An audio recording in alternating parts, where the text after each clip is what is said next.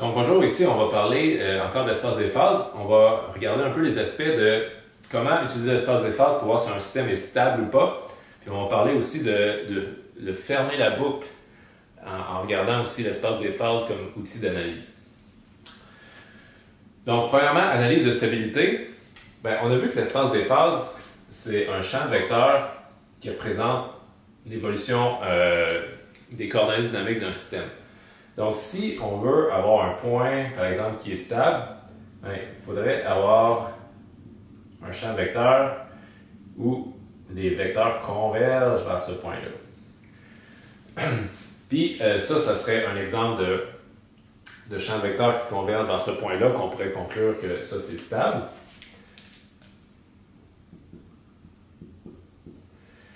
Mais on pourrait avoir des champs de vecteurs un petit peu différents. Par exemple, où les vecteurs ont une composante en rotation, si on veut.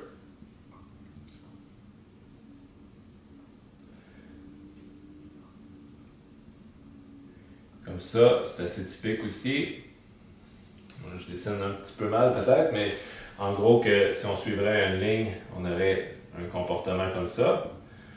Ce serait aussi un comportement stable. Donc on voit que si je démarre une trajectoire dans une certaine vicinité d'une position ici qu'on désire stabiliser, bien, le champ de vecteur m'aspire quand même ici. Même si ce n'est pas directement en ligne droite, on considérerait, contrairement ici où j'irais directement en ligne droite, on considérerait que ce serait stable quand même. À l'inverse, un comportement instable, bien, le plus simple, c'est exactement l'inverse d'ici. Si j'ai des vecteurs qui divergent complètement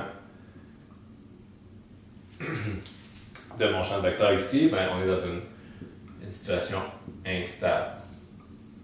Donc, si mon système démarre ici, par exemple, ou proche, bien, il va avoir tendance à s'éloigner, contrairement ici où il était attiré par le champ de vecteurs.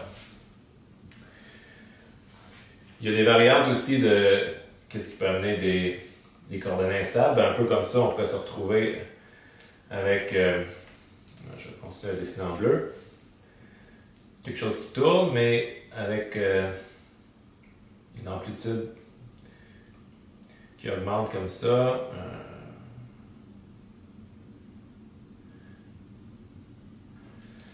Donc, si j'ai un comportement qui ferait plus, qui m'éloigne de l'origine, ça serait aussi instable.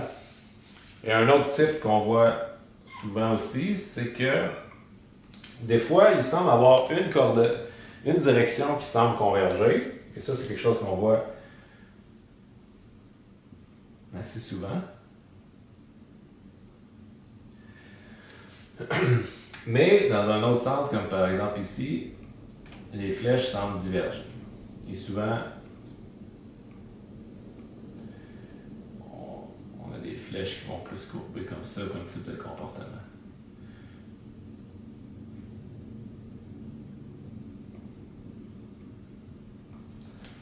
Donc on voit ici que si je démarre, par exemple, un point arbitraire, j'aurai une trajectoire qui ferait diverger. Donc clairement, ça c'est instable.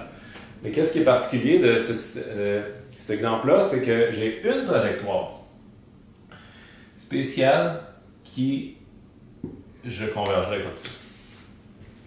Un exemple de situation comme ça, ce serait par exemple un pendule. Et ce point-là, ce serait le point complètement en haut comme ça.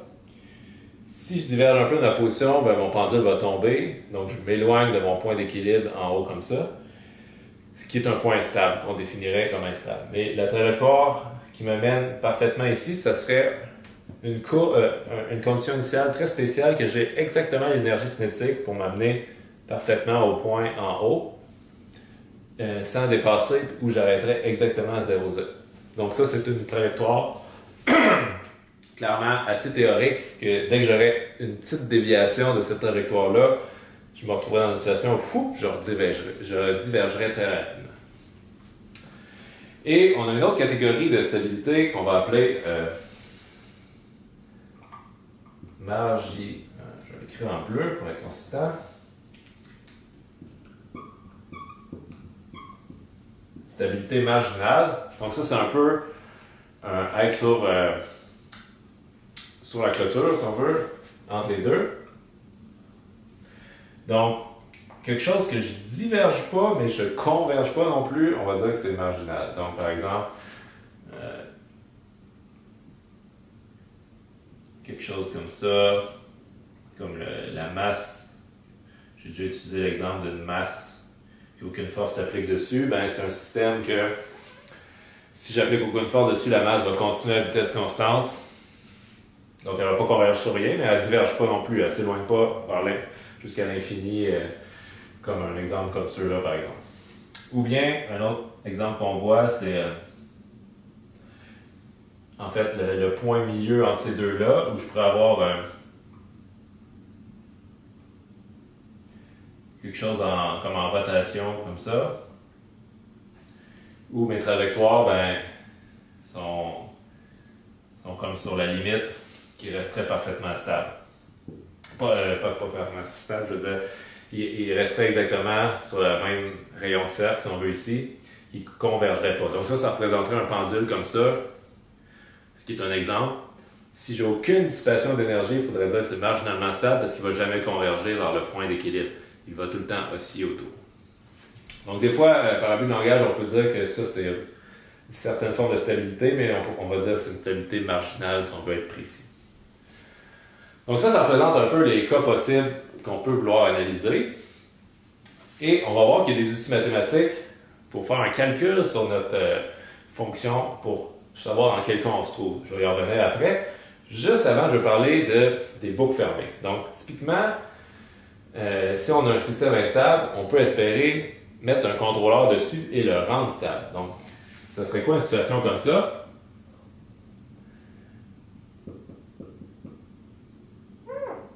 Donc, on se rappelle que l'espace des phases, c'est relié à la représentation d'état comme ça.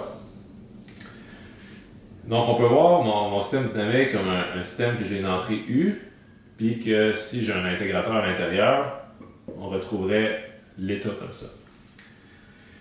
Qu'est-ce qui arrive quand je mets une loi de contrôle, un contrôleur C? Ben, ce contrôleur-là va calculer des entrées U à appliquer sur le système. Et s'il est en boucle fermée, ben, ça va être des entrées qui vont être une fonction qui dépendent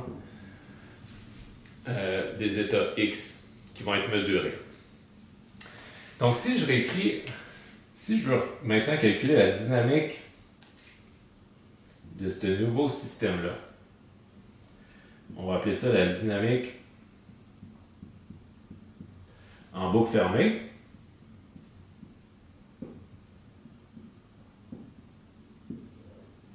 Ben, on va voir qu'en utilisant l'équation du contrôleur et en la mettant dans mon équation, on va retrouver une autre fonction que c'est elle qu'on va vouloir analyser pour calculer la stabilité. Donc, si mon système original dépend de XU comme ça, si je substitue, ben je sais que mes entrées U, c'est égal à quoi? C'est égal à C de X comme ça. Donc, j'inclus mes équations de contrôleur ici, C de X. Donc, on voit que dans le fond ici,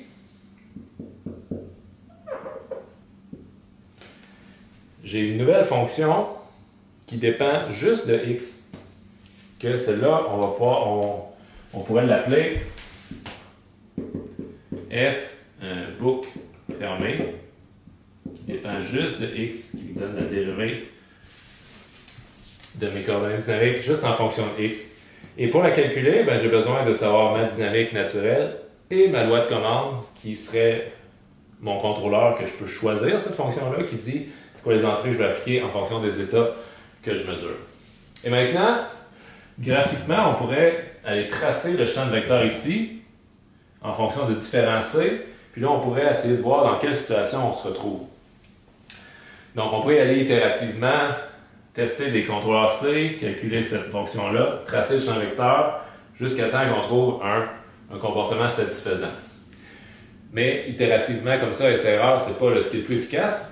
L'outil intéressant pour faire ça, c'est on va analyser les valeurs propres d'une matrice spéciale qui correspond à quand on linéarise cette fonction-là. Fait que pour faire de l'analyse de stabilité, qu'est-ce qu'on va faire? On va d'abord, linéariser.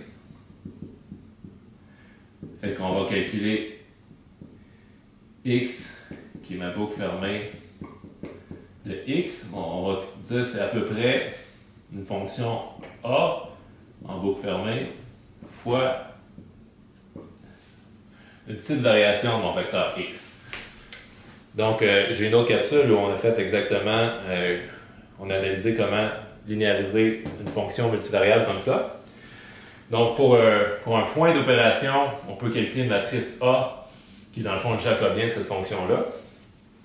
Et qu'est-ce qu'on fait avec cette matrice A-là? On va regarder les vecteurs et les valeurs propres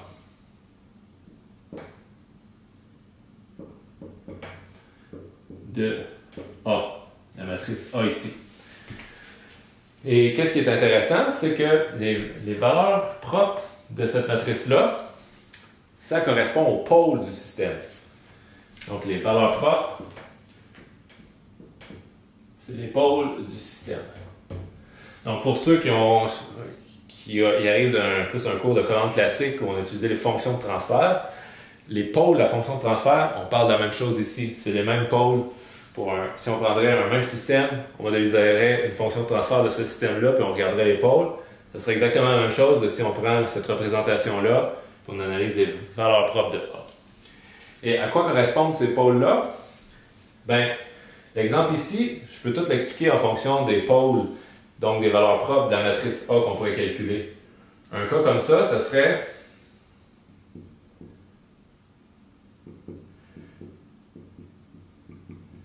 deux valeurs propres égales négatives, on aurait quelque chose qui converge directement comme ça. Une spirale qui converge comme ça serait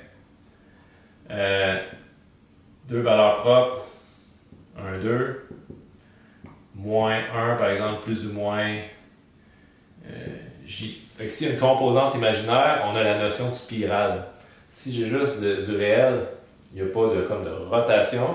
Si j'ai une composante imaginaire dans mes valeurs propres, sur l'espace des phases, on voit comme une rotation apparaître, ce qui correspond en temporel à des oscillations. Mon système va osciller avant de se stabiliser. Et un cas comme ça serait des valeurs, par exemple, ici je vais juste donner des exemples. Fait que si j'avais plus 1, 2 valeurs propres dans le positif, tout serait instable. Si j'avais des valeurs avec une composante réelle positive, plus ou moins une composante imaginaire, ben, j'aurais quelque chose qui oscille et qui est instable, donc des oscillations qui augmentent en amplitude. Et la situation que j'expliquais tantôt du pendule, là, qui aurait une trajectoire spéciale qui est stable et que toutes les autres sont instables, ça correspond à un cas où j'ai une valeur qui serait stable, mais l'autre serait instable, par exemple. Plus 1, moins 1, c'est un exemple. Dès que j'ai une valeur instable, une valeur propre positive, dans le fond, on considère mon système comme instable. Parce que, sauf dans une situation très spéciale, comme j'expliquais, le système va finir par diverger.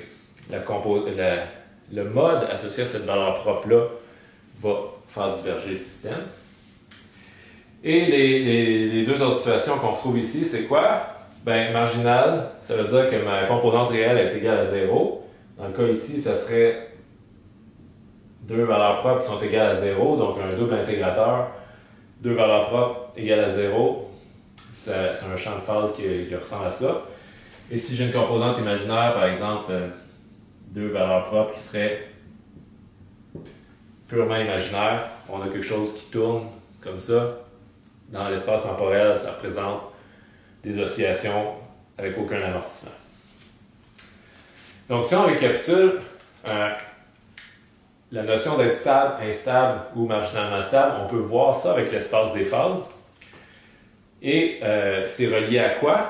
Ben, c'est relié aux valeurs propres d'une matrice A qui approxime une fonction dynamique qui peut être non linéaire. Ici, j'ai fait l'exemple du système en boucle fermée, mais ces deux étapes-là, on pourrait le faire pour le système original pour voir aussi s'il est stable ou instable sans contrôleur. Donc ici, je pourrais faire ça pour la fonction originale, puis je pourrais trouver des pôles en boucle ouverte, puis je pourrais trouver des pôles en boucle fermée, comme on faisait pour des fonctions de transfert aussi.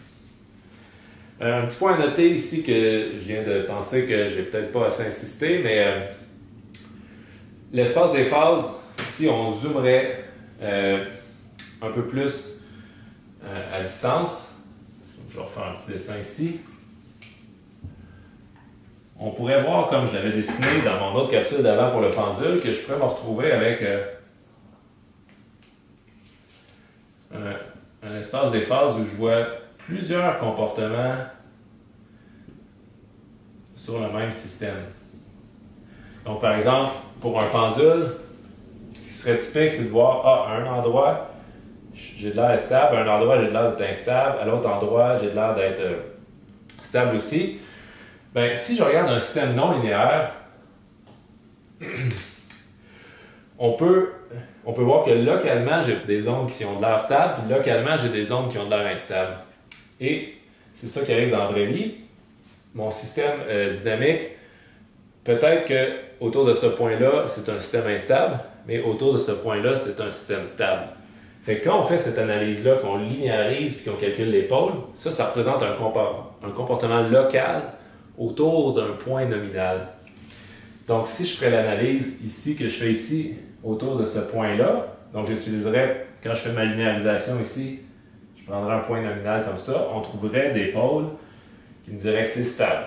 Mais si j'aurais linéarisé mon système autour d'un point nominal ici, on aurait une approximation du comportement autour de ce point-là qui nous dirait plutôt que le système, j'ai un pôle positif, il est instable.